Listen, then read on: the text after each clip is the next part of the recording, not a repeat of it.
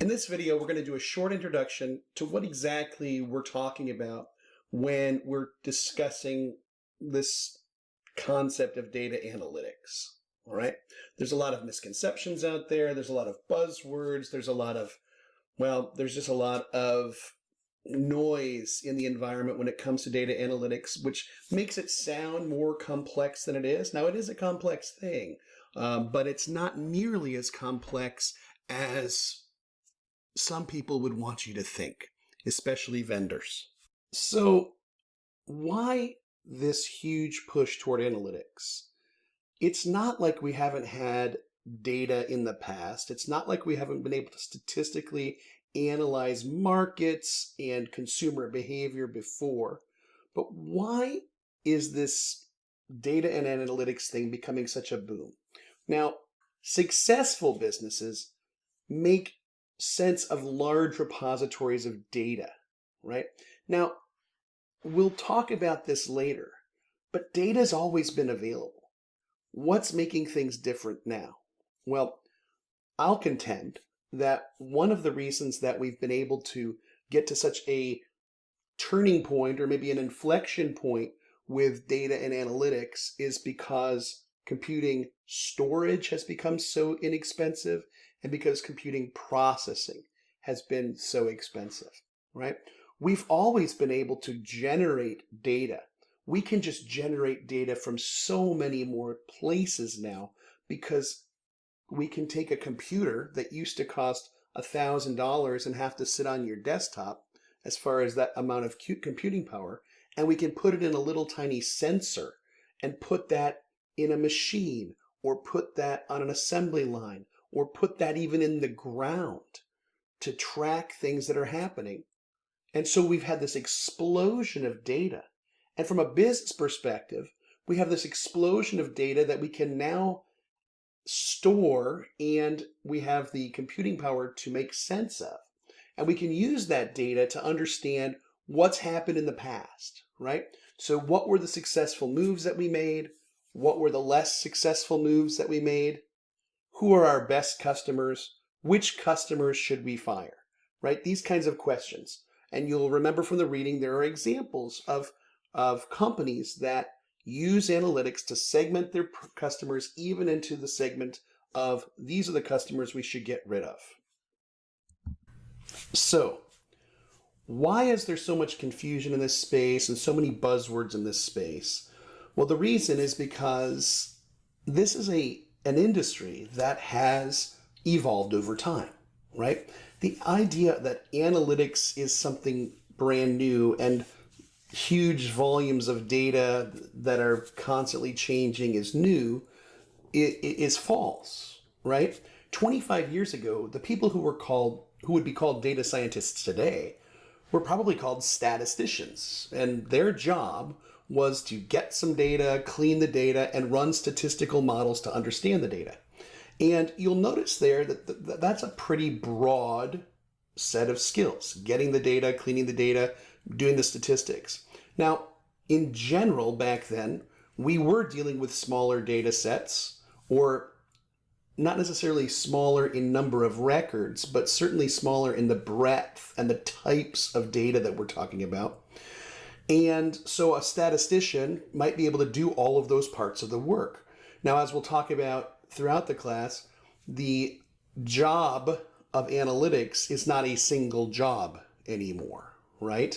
It is a set of roles that, depending upon your organization, some number of people will play, right?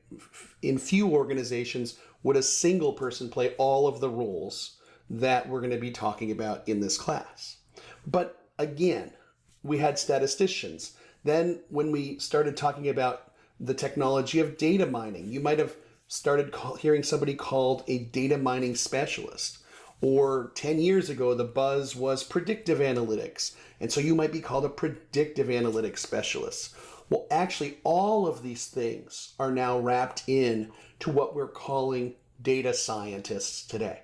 So a data scientist might do predictive analytics. They'll certainly be doing all kinds of statistics, but now they have to be programmers and they have to be artificial intelligence engineers, etc., right? But the jargon and the buzzwords of data analytics reflects kind of this longer term evolution, and it adds to the confusion, right? Especially when you're talking about the poor HR person who has to identify who are we really looking for and what is the current buzzword of the day for that role. Another distinction we're going to make in this class is the difference between analysis and what we're going to call analytics. And what we're going to do is focus on the idea that now matters, right? Now matters. Things that happened before now, we're going to analyze to understand what happened. Why did it happen? How did it happen? And that is why we're going to use the term analysis to focus on our backward-looking analyses, our backward-looking use of data and tools to understand, all right? On the other side, when we're talking about things that might happen in the future or predicting things that will happen in the future because of what we have, we're going to talk about the future focus as analytics. And that really is the concept that has grown so much recently, especially with the emergence of AI and machine learning. And this is the full business intelligence life cycle as we will be discussing it over and over again in this class. All right. We have kind of a variety of roles that go from data engineering and management all the way over to the data scientist. And each of these kind of silos has a different set of techniques, a different set of technologies, a different set of responsibilities, and a different set of questions that are being asked of each silo. And we focus on this idea of now as being important, where we shift from analysis of the past into analytic looking into the future. And you'll see in the future, under this umbrella of what I'm calling data science for this class, we have kind of two sections. The traditional statistics-based data science, which is our regression analysis, cluster analyses, etc., which we will be diving into in this class. And then the machine learning AI side of things, which we'll also be doing to some extent in this class. We will not be deep diving. You will not be becoming a machine learning expert. You will be becoming a manager who understands what all of these things can do for us by having some practical experience using them. So just to dive a little bit deeper, as we've said, the traditional way of looking at data, the traditional metrics and reporting tools that we've had for decades have been primarily rearward looking, right? Looking into the past. And those tools are actually very, very good. They've developed, like we said, over decades, and they're able to answer questions of what happened very well. We can do certain kinds of analyses and understand either through, data mining or even some of our, what we'll call traditional data science role kind of things like cluster analysis and regressions, understand exactly what happened quite well. And even to some extent, we can tease out the why. Right? But one of the really interesting differences between kind of our traditional stuff and what we'll look at in a second is that in the past, we had to tell the computer not only what is the question, but here's the manner in which it should be understood, right? This is, for instance, in data mining or cluster analysis, we have to kind of train or guide the computer in finding the answers to what happened, right? Based upon our knowledge and intuition that the computer doesn't have. In contrast, modern data science techniques are what we'll call forward-looking. Now, some of the things in the statistic-based things in data science are things that analyze what happened in the past. But the way that we're using these technologies is kind of evolving as well. And they're going to answer questions about what might happen based upon what we know about the past, especially if we say, if this was to change, what would happen? And again, these kinds of what-if analyses have been around for a long time, but the really cool stuff that is emerging is the machine learning and AI. And what that technology is allowing us to do is to find new ways of answering questions.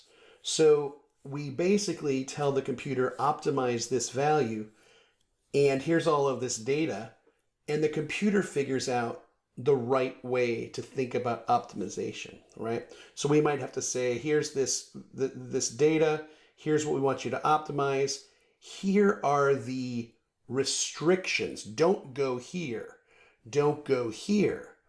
But within that space, you can make anything you want. You can make any choice you want. So it becomes the difference between, for instance, defining one single process for a business process, or defining just what the business process can't do, and you can do anything as long as you don't do X, Y, or Z.